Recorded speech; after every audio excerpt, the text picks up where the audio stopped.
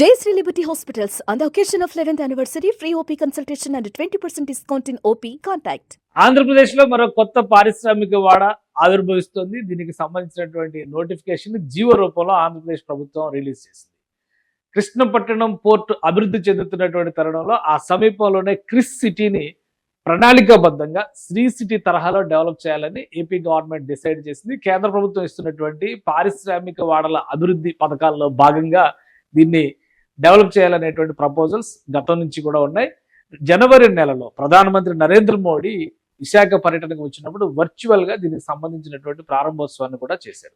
So ఇప్పుడు దానికి సంబంధించినటువంటి ప్రాంతాలని నోటిఫై చేస్తూ రాష్ట్ర ప్రభుత్వం ఒక జీవో రిలీజ్ చేసింది. దాదాపు 10,000 ఎకరాల్లో క్రిస్ సిటీని డెవలప్ చేసేటువంటి ప్రాసెస్ కి ఏపీ గవర్నమెంట్ గ్రీన్ సిగ్నల్ ఇచ్చింది. ఒకసారి ఆ వివరాలు చూద్దాం మనం. క్రిస్ సిటీ అనేది ఒక ముఖ్యమైనటువంటి పాత్ర ఆంధ్రప్రదేశ్ పారిశ్రామిక అభివృద్ధిలో పోషించబోతుంది రాబోయే రోజుల్లో. ఇప్పుడు ముఖ్యంగా చెప్పాలంటే తిరుపతి జిల్లాలో ఆల్రెడీ తిరుపతి జిల్లాలో శ్రీ సిటీ ఉంది. ఉమ్మడి నెల్లూరు జిల్లా పరిధిలో ఉండేది ఒకప్పుడు.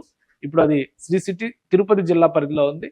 అదే తరహాలో ఇప్పుడు క్రిస్ సిటీ కూడా తిరుపతి జిల్లా పరిధిలోనే డెవలప్ కాబోతుంది. దానికి సంబంధించి ఇచ్చినటువంటి ఆర్డర్ కాపీ ఇది ఇండస్ట్రీస్ మినిస్ట్రీ ఇచ్చింది. సివిఐసి చెన్నై బెంగళూరు ఇండస్ట్రియల్ కారిడార్ పరిధిలో ఈ కృష్ణపట్టణం నాడ్ ని గుర్తిస్తున్నట్టుగా రాష్ట్ర ప్రభుత్వం ఈ జీవోని రిలీజ్ చేసింది. ఇందులో సిబిఐసి డిక్లరేషన్ ఆఫ్ కృష్ణపట్నం నాడ్ అంటే కృష్ణపట్నం నడవాని ఈ సిబిఐసి పరిధిలో అనౌన్స్ చేస్తూ ఒక నోటిఫికేషన్ ఇచ్చింది. దీనిలో భూములకి సంబంధించినటువంటి క్లారిటీని కూడా రాష్ట్ర ప్రభుత్వం ఇచ్చింది. ఒకసారి అది కూడా పరిశీలిద్దాం మనం.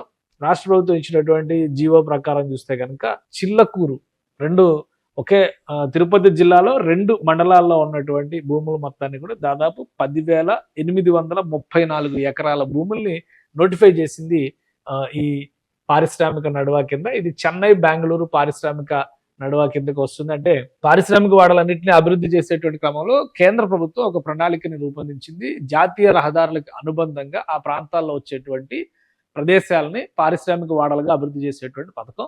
ఇది చెన్నై కారిడార్ నుంచి అంటే చెన్నై నుంచి విశాఖపట్నం వైపు అంటే కలకత్తా వైపు వెళ్ళేటువంటి కారిడార్కి, అలానే ఇటు చెన్నై నుంచి బెంగళూరుకి వెళ్ళేటువంటి కారిడార్కి కూడా నడి మధ్యలో వస్తుంది. కాబట్టి దీన్ని చెన్నై బెంగళూరు కారిడార్ మధ్యలో డెవలప్ చేసినట్టుగా ప్రకటించింది. అలానే పారిశ్రామికంగా ఇప్పటికే కృష్ణపట్టణం పోర్టు అందుబాటులో ఉంది. కాబట్టి కృష్ణపట్టణం పోర్టు సమీపంలో ఉన్న నేపథ్యంలో ఈ పారిశ్రామిక వాడ మరింత అభివృద్ధి చెందుతున్నటువంటి అంచనాలని రాష్ట్ర ప్రభుత్వం వేస్తుంది. సో ఆ క్రమంలోనే ఆంధ్రప్రదేశ్ ప్రభుత్వం industrial infrastructure corporation limited considering resolution of Andhra Pradesh industrial corridor authority ఈ రెండింటి విజ్ఞప్తుల మేరకు ఈ డెసిషన్ తీసుకుంది.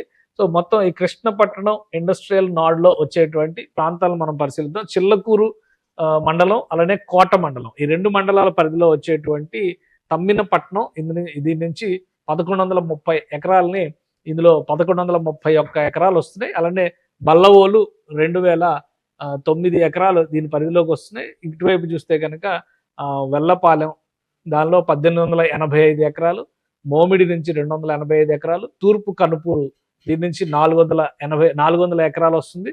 కర్లపూడి దీనికి సంబంధించి 1032 ఎకరాలు, కొత్తపట్నం పరిధిలో 3651 ఎకరాలు, అలానే సిద్ధవరం ఈ గ్రామం నుంచి 439 ఎకరాలు వస్తున్నాయి. మొత్తం 10,834 ఎకరాల భూముల్ని ఈ పారిశ్రామిక వాడ కింద రాష్ట్ర ప్రభుత్వం గుర్తించింది.